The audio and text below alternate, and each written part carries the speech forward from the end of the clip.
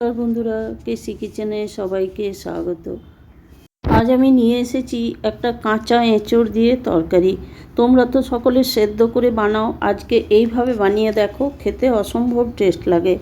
দেখো, একটা আমি এঁচড় নিয়েছি, ধুয়ে পরিষ্কার করে কেটে নিয়েছি। যতটা এঁচড় নিয়েছি ততটাই আমি পেঁয়াজ নিয়েছি। মোটামুটি 250 গ্রাম যদি এঁচড় হয় তো 250 গ্রাম পেঁয়াজ নিতে হবে। পেঁয়াজটা আমি এঁচড় একটা থালার মধ্যে এঁচড়টা নিয়ে নেবার পর পেঁয়াজ দিলাম, একটা পুরো গোটা রসুন দিয়ে দিলাম টেস্ট বাড়ানোর জন্য। তারপরে আদা, রসুন আর কাঁচা লঙ্কা পেস্ট, ওইটা মোটামুটি 2 চামচ দিয়ে দিলাম। 1 চামচ ধনে গুঁড়ো, 1 চামচ জিরে গুঁড়ো আর হাফ চামচের মতো কাশ্মীরি লঙ্কার গুঁড়ো দিলাম। এরপর পরিমাণ মতো আমি হলুদ দিয়ে দিলাম। এঁচড়ে একটু হলুদটা বেশিই লাগে, সেই পরিমাণ আন্দাজ করেই দিলাম। নুন দিয়ে দিলাম পরিমাণ মতো। এরপরে আমি 2-3 চামচের মতো কাঁচা সর্ষের তেল দিলাম। কাঁচা সর্ষের তেলটা দিয়ে বেশ ভালো করে মেখে নিতে হবে। যেমন আমরা মটন আর চিকেন ম্যারিনেট করে মাখি, সেই রকমই এটাকেও মেখে নিতে হবে। তোমরা তো এঁচড় মোটামুটি সেদ্ধ করে বা নানা রকমভাবে বানিয়ে থাকো, এইভাবে একদিন বানিয়ে দেখো, অসম্ভব টেস্ট হয়। মাংসের থেকে কোনো অংশে কম থাকে না, এর টেস্ট ভীষণ সুস্বাদু হয়। আর এইভাবে কাঁচা এঁচড় দিয়ে যদি বানাও তো পেটের পক্ষেও কাঁচা এঁচড় রান্না করে খেলে কিন্তু তার জন্য, পেটের জন্যও ভীষণ ভালো। আমরা তো সেদ্ধ করে তার জলটা ফেলে দিই, তারপরেই এঁচড়টা বেশিরভাগ সময় বানিয়ে থাকি। দেখো, ওইদিকে ম্যারিনেট করে আমি মোটামুটি 10 মিনিটের মতো রেখে দিলাম। 10 মিনিট পরে ফিরে এসে একটা কড়াই চড়িয়ে তার মধ্যে কিছুটা সর্ষের তেল দিয়ে দিলাম।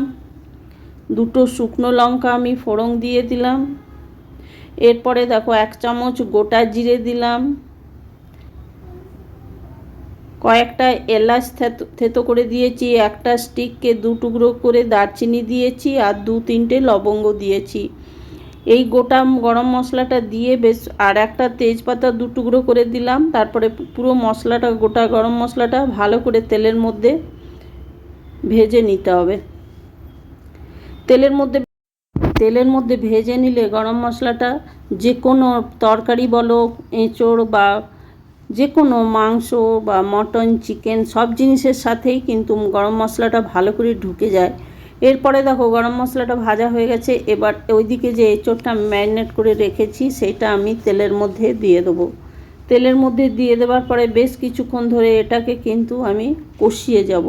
যেমন আমরা মাংস কষাই সেইভাবেই এটাকে কষিয়ে যেতে হবে লো ফ্লেম করে।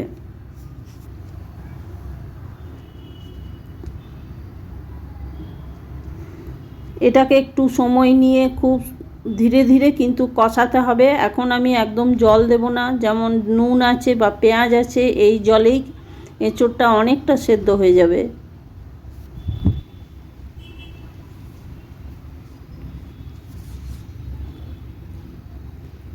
ওই থালাটা ধুয়ে, যেটাতে আমি ম্যারিনেট করেছি সেই থালাটা ধুয়ে খুব সামান্য মতো আমি 2-3 চামচের মতো জল দিলাম। জল দিয়ে লো ফ্লেম করে ঢাকা দিয়ে কিছুক্ষণ রেখে দিলাম। তারপরে দেখো ঢাকা খুলে আমি আরও কষিয়ে নিচ্ছি। মাঝখানে আমি 1-2 বার নেড়ে দিয়েছিলাম। নেড়ে না দিলে কিন্তু এটা ধরে যাওয়ার ভয় থাকে, যেহেতু এটার মধ্যে সেরকম কোনো জল নেই। এবার এর মধ্যে কষতে কষতে দেখো আমি 1 চামচের মতো এটাতে ঘি দিয়ে দিলাম।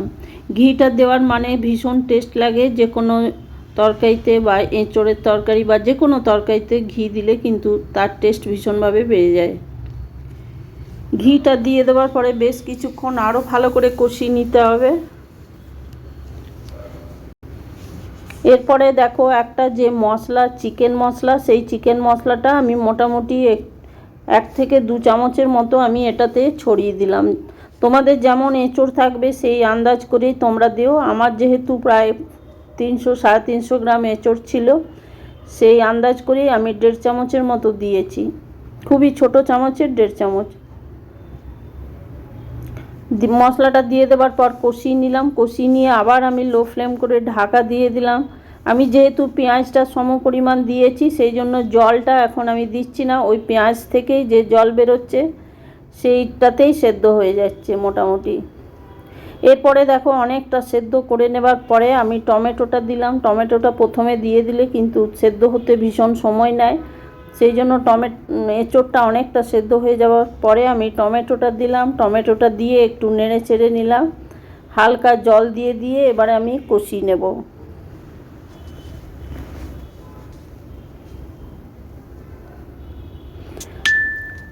এরপরে আমি দেখো ওই হালকা জল দিয়ে একটু কষিয়ে নিয়েছি, তারপরে ঢাকা দিয়ে আমি রেখে দিলাম 2 মিনিটের মতো কম আঁচ করে। তারপরে ঢাকা খুলে দেখাচ্ছি, দেখো জলটাও শুকিয়েছে আর কষিয়েও নিচ্ছি আমি বেশ ভালো করে।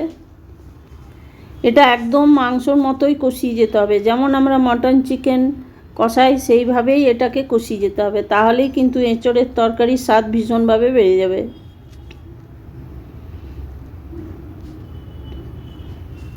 দেখো কষানো হয়ে গেছে। এরপরে আমি প্রায় 2 কাপের মতো গরম জল, উষ্ণ গরম জল হালকা, সেইটা আমি দিয়ে দিলাম। দিয়ে দেওয়ার পর কড়াইয়ের পাশে যে মশলাটা ছিল সেটাও খুন্তিতে করে নামিয়ে দিলাম। নামিয়ে দিয়ে ঢাকা দিয়ে আমি 3-4 মিনিটের মতো রেখে দিলাম। তারপরে দেখো ঢাকা খুলে আমি দেখাচ্ছি, যেহেতু আমি লো ফ্লেম করে রেখেছিলাম সেই জন্য জলটা খুব একটা মরে যায়নি, অথচ দেখো তরকারিগুলো সেদ্ধ হয়ে গেছে।